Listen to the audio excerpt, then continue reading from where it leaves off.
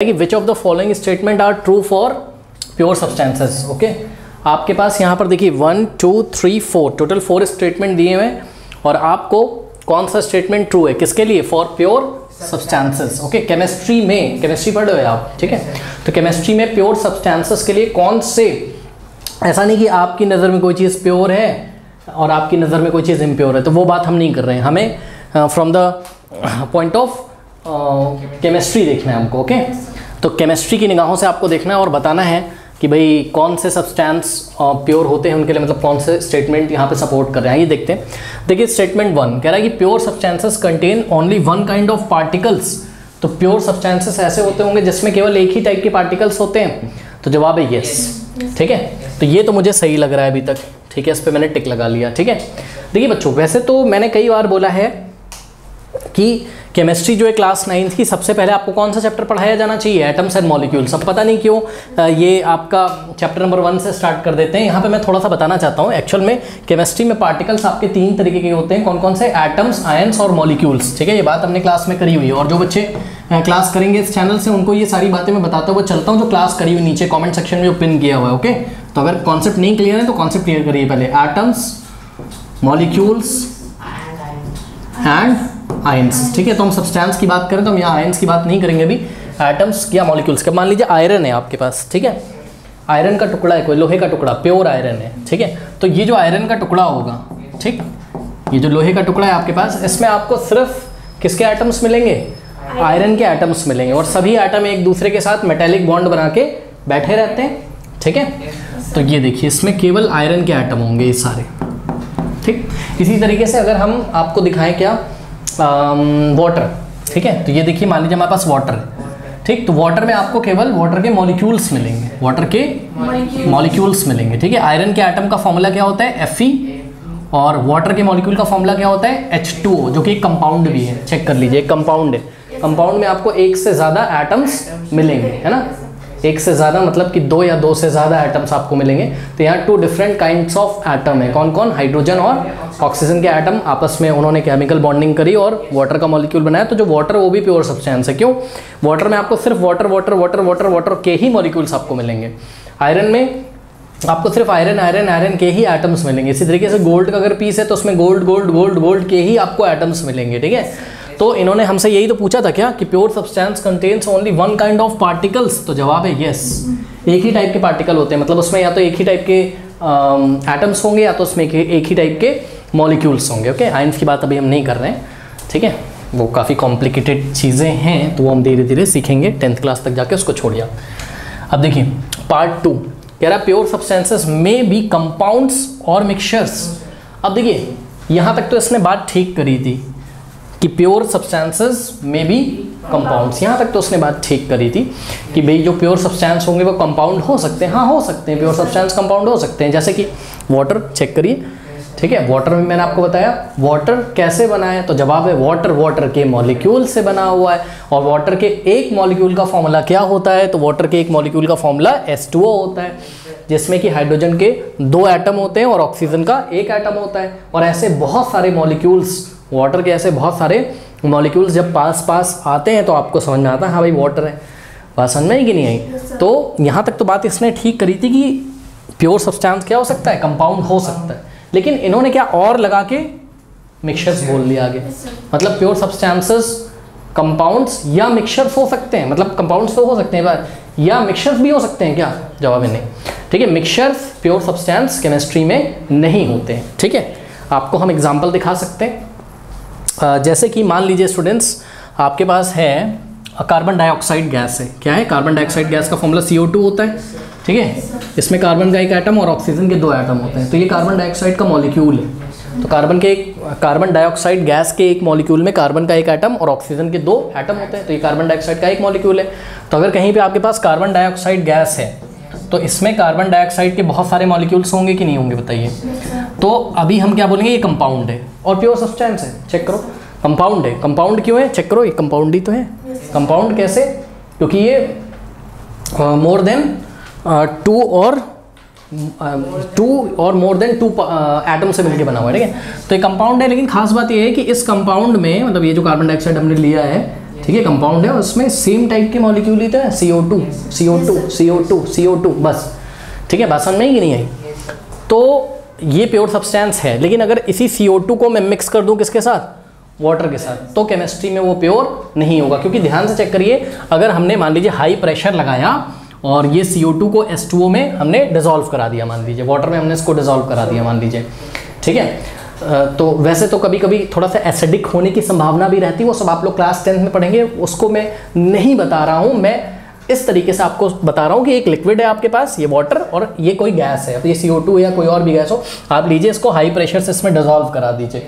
ठीक है, मान लो इसको इसमें हमने किसी तरीके से डिसॉल्व करा दिया तो एक मिक्सचर बन के तैयार हो जाएगा, और वो जो मिक्सचर होगा वो प्योर सब्सटेंस केमिस्ट्री में नहीं होगा, क्योंकि उसमें 2 डिफरेंट टाइप के पार्टिकल्स होंगे, 2 अलग अलग मॉलिक्यूल्स होंगे। कौन कौन से होंगे? वाटर का मॉलिक्यूल होगा और कार्बन डाइऑक्साइड का मॉलिक्यूल होगा। वी आर अज्यूमिंग दैट कि वाटर का मॉलिक्यूल और कार्बन डाइऑक्साइड का मॉलिक्यूल केमिकली कंबाइन नहीं करते, वी आर अज्यूमिंग दैट। अगर मान लीजिए कि यहाँ पर देखिए कभी कभी आपका जो है ये एसिडिक नेचर का होता है, वो हम लोग क्लास 10th में पढ़ेंगे, कुछ एसिड बनने की, कार्बनिक एसिड बनने की संभावना होती है, वो छोड़िए। तो आप सिंपल शब्दों में इस तरीके से समझिए, मान लीजिए आपके पास यहाँ पर लिक्विड A है, ठीक है, और यहाँ पर गैस B है, एंड नॉन रिएक्टिव में, दोनों रिएक्ट नहीं करते। अगर हम इसको मिला दें, A B एक मिक्सचर बना लें, तो 2 डिफरेंट टाइप के पार्टिकल्स हो जाएंगे।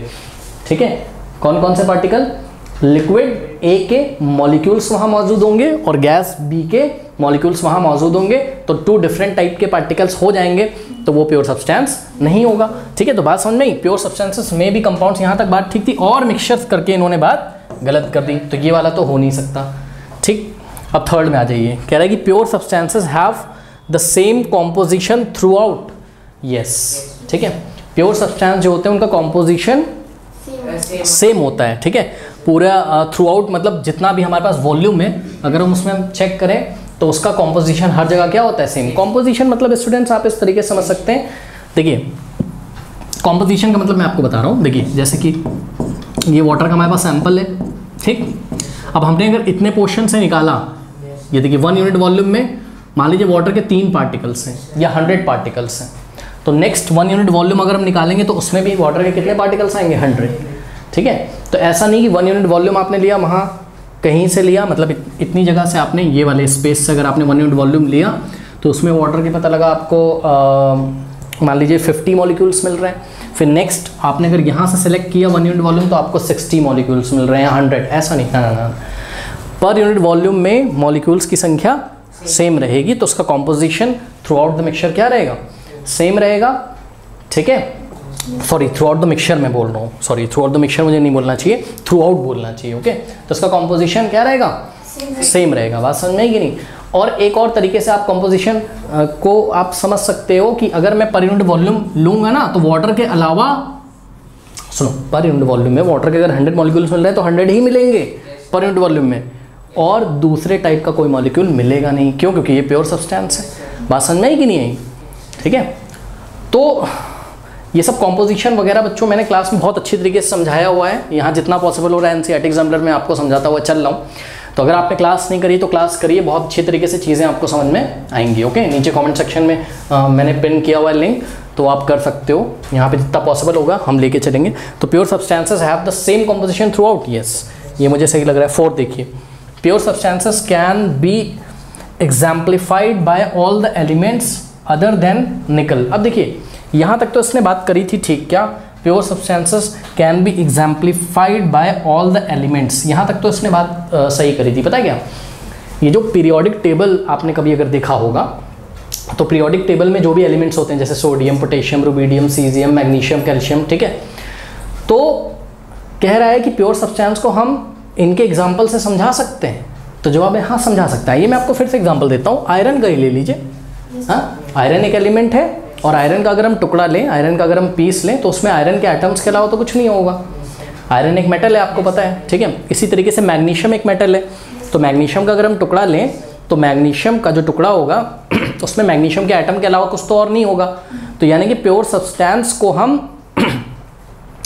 किसके एग्जाम्पल से समझा सकते हैं? एलिमेंट्स के एग्जाम्पल से समझा सकते हैं। जैसे कि अब देखिए, बार बार बच्चे बोलेंगे सर आप मेटल ही ले रहे हो, एक नॉन मेटल ले लो, क्लोरीन गैस ले लेते हैं, चलो ठीक है। तो क्लोरीन गैस जो होती है आपकी, ठीक है, ये मेरे ख्याल से येलोइश ग्रीन कलर की होती है, सब कुछ क्लास में हमने बताया हुआ है ये सब, ठीक है। तो ये जो क्लोरीन गैस होती है, अब ये क्लोरीन गैस है, देखिए ये क्लोरीन एक नॉन मेटल का एग्जाम्पल है। क्लोरीन क्या है? नॉन मेटल का एग्जाम्पल है। तो क्लोरीन एक तरीके का एलिमेंट है पीरियोडिक टेबल का, ठीक है। तो यदि हम क्लोरीन गैस के सिलेंडर में ध्यान से यहाँ पर विजुलाइज करें, यहाँ क्लोरीन गैस भरा हुआ है, तो आपको यहाँ क्लोरीन गैस के मॉलिक्यूल्स के अलावा और कुछ नहीं मिलेगा, यहाँ सेम टाइप के पार्टिकल्स हैं। तो यानी कि ये जो बात इन्होंने बोली थी, pure substances can be exemplified by all elements, ये बात इन्होंने ठीक बोली थी। चाहे मैं ब्रोमीन ले लूँ, आयोडीन ले लूँ, क्लोरीन ले लूँ, मैग्नीशियम ले लूँ, ऑक्सीजन ले लूँ, ठीक है, तो बिल्कुल वो सभी क्या होते हैं? प्योर सब्सटेंस होते हैं। लेकिन ये जो इन्होंने बात कर दी ना आगे, अदर देन निकल, निकल को ये छोड़ना चाहते हैं। क्यों छोड़ना चाहते हो? पीरियोडिक टेबल में अगर आप जाओगे तो देखोगे ट्रांजिशन मेटल्स में निकल भी आता है, ठीक है। ट्रांजिशन मेटल सब क्या होते हैं अगर आपको नहीं पता, टेंशन नहीं लीजिए उसकी, बस आप ये समझिए पीरियोडिक टेबल में आपका एक एलिमेंट निकल भी तो होता है। निकल का फॉर्मूला क्या होता है? Na, ठीक है। जैसे आयरन का क्या होता है? Fe, वैसे निकल का क्या होता है? Na, ठीक। तो अगर मैं निकल का एक टुकड़ा ले लूँ छोटा सा, निकल मेटल का, अगर मैं ट्रांजिशन मेटल होता है ये, ठीक है, निकल का अगर मैं एक टुकड़ा ले लूँ तो उस निकल के टुकड़े में भी तो अंदर जाऊंगा अगर मैं, तो चेक करूंगा निकल के एटम ही तो होंगे, ठीक है। निकल के एटम होने का मतलब है सेम टाइप के पार्टिकल ही तो होंगे, तो वो भी तो प्योर सब्सटेंस होगा। तो इनको निकल को भी तो शामिल करना चाहिए था, इन्होंने तो निकल को मना कर दिया, कह रहे हैं अदर देन निकल। तो ये बात इन्होंने आगे जो बात कर दी अदर देन निकल, वो बात गलत कर दी, ठीक है। देखिए pure substances can be exemplified by all elements, यहाँ तक बात ठीक थी। अदर देन निकल, निकल को क्यों छोड़ दो भाई, वो भी तो क्या है? एक एलिमेंट ही तो है। तो निकल का पीस भी लोगे अगर आप, तो वो भी प्योर सब्सटेंस का एग्जाम्पल होगा।